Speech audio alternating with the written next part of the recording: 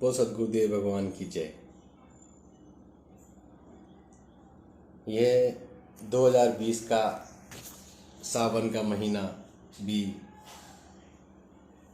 बस कुछ दिन शेष रह गए हैं और मैं जहाँ तक समझता हूँ सभी मेरे जानकारों ने मेरे बताए अनुसार शिवलिंग का पूजन जरूर किया होगा, क्योंकि शिव ही वह हैं जो हमें मृत्यु से अमृत्यु की ओर ले जा सकते हैं और वह ही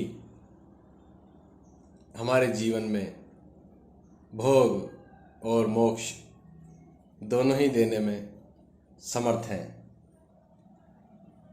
ये निखिल महादेव की ही कृपा है जो हम आपस में इस आज वीडियो के माध्यम से एक दूसरे से बात कर सकते हैं, एक दूसरे को सुन सकते हैं, एक दूसरे का ज्ञान का आदान प्रदान कर सकते हैं। ऐसा पहले भी होता था, ये यंत्र तो अब चले हैं, वह भी साधनाओं के माध्यम से होता था, टेलीपैथी के माध्यम से होता था। सद्गुरुदेव भगवान हमेशा कहा करते थे कि मृत्यु और अमृत्यु क्या है, क्या मृत्यु से परे भी कोई चीज़ है,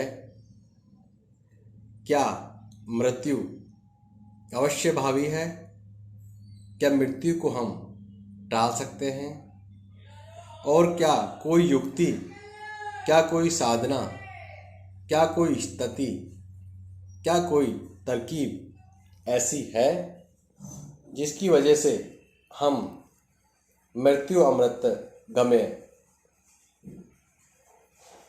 की ओर अग्रसर हो सके। उपनिषद में इस पंक्ति को सही साबित कर सके, चरितार्थ हम कर सकें। आज मैं जो आपको बताने जा रहा हूँ वह अपने आप में अत्यंत ही महत्वपूर्ण है। इसलिए महत्वपूर्ण है कि संसार के जटिल प्रश्नों में से एक प्रश्न यह भी है जिसे आज सद्गुरुदेव द्वारा बताया गया है।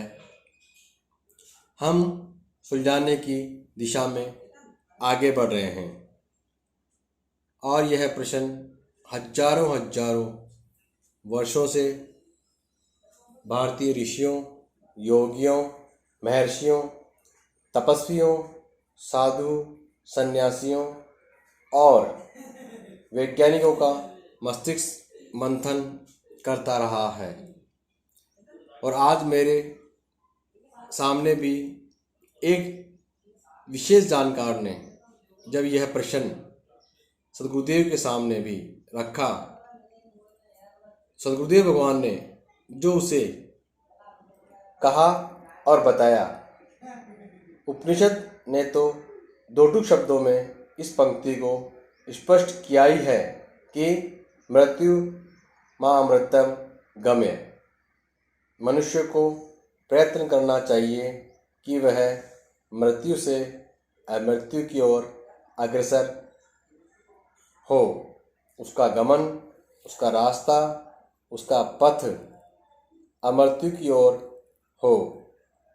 इसका अर्थ हुआ उपनिषद भी इस बात को स्वीकार करता है कि मृत्यु तो अवश्य भावी है ही, तभी तो उसने कहा है कि मृत्यु से अमृत्यु की ओर तुम्हें अग्रसर होना है, क्योंकि मृत्यु तुम्हारे जीवन का एक हिस्सा है, तुम चाहो या नहीं चाहो।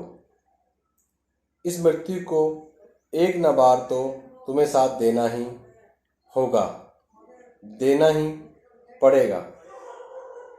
परंतु यदि ऋषि ने, उपनिषदकार ने इस पंक्ति के आधे हिस्से में मृत्यु शब्द का प्रयोग किया है, तो आधे हिस्से में इस वाक्य में इस बात का भी उन्होंने प्रयोग किया है कि कोई ऐसी स्थिति तो जरूर है जिससे कि हम अमृत्यु की ओर अग्रसर हो सकें, अमृत प्राप्त कर सकें, हमारी मृत्यु नहीं हो, हम पूर्ण रूप से अमर हो सकें।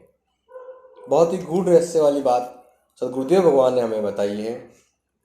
दोनों ही स्थितियाँ हमारे सामने एक पेचीदा प्रश्न लिए हुए खड़ी रहती है, मृत्यु और अमृत्यु की इस क्रिया के लिए भारतीय दर्शन, योग, मीमांसा, शास्त्र, वेद पुराण आदि में तो मंथन और चिंतन हुआ ही है। साथ ही वैज्ञानिकों ने भी अपने अपने तरीके से इस पर चिंतन और विचार किया है। मनुष्य वृद्ध क्यों होता है? मनुष्य मृत्यु को प्राप्त क्यों होता है? ऐसी क्या चीज़ है मनुष्य के शरीर में जिसके बने रहने से वह जीवित रहता है और जिसके चले जाने से वह मृत्यु को प्राप्त हो जाता है? क्योंकि मृत्यु और अमृत्यु के बीच में शरीर में कोई गुणात्मक अंतर तो नहीं आता।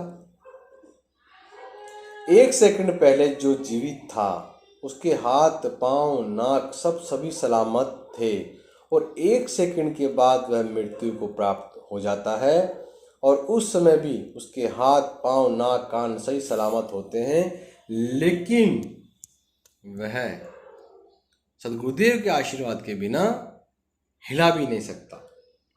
अब प्रश्न यह उठता है कि मृत्यु क्या है? विज्ञान यह बात कहता है कि जब हृदय की धड़कन आपकी बंद हो जाती है तो वह मृत्यु कहलाती है।